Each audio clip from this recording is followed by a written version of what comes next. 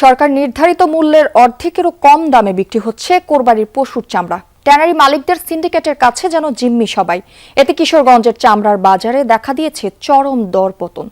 পুঁজি আর প্রক্রিয়াজাতকরণের খরচ তুলতে না পেরে দিশেহারা মৌসুমী ব্যবসায়ীরা। সিলন টি রপ্তানিতে শীর্ষে।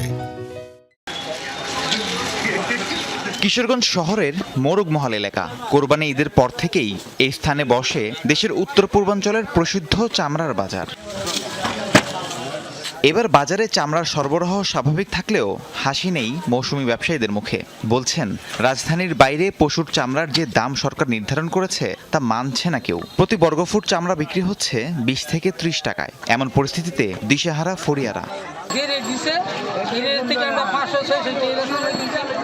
কিনছি মানে বাজারে এনে দিই 300-400 টাকা দাম। আমরা মতো ঘরে মাল কিনতেছি, কোম্পানি একটাও নাই বর্তমানে। 50 টাকা ফুট নিব, ফুটে তো হিসাব হই নাই। ইয়ার পরে আমরা চালান বুঝি লবণ দিছে, সরাতে বলে লবণ দিব, লবণ শুদ্ধা লবণ নাই। একই চিত্র খাসি ও বকরির চামড়ার বাজারেও। এ যেন কাজীর গরুর দশা। কাগজে কলমে থাকলেও বাস্তবে সরকারি দর মিলছে না। মাত্র 10 থেকে 15 টাকায় বিক্রি হচ্ছে চামড়া।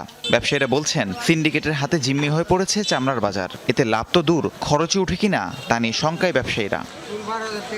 মাসার পরে 15% মনে করেন মিনিমাম 10 লাখ টাকা লস। চামড়া বিক্রি হচ্ছে 200 থেকে 700-800 টাকা পড়ে যায়। এই চামড়াটা 700-800 টাকা বিক্রি হচ্ছে, এটার ফুট পড়তে হচ্ছে 30 টাকা। সংশ্লিষ্টরা বলছেন, আগামী বৃহস্পতিবার শেষ হাটে সরাসরি চামড়া কিনবে ট্যানারি মালিকরা। সিন্ডিকেটের দৌরত্ব বন্ধ করলে সেই হাটে মিলবে উপযুক্ত দর। রাহিম সারোয়ার, যমুনা নিউজ।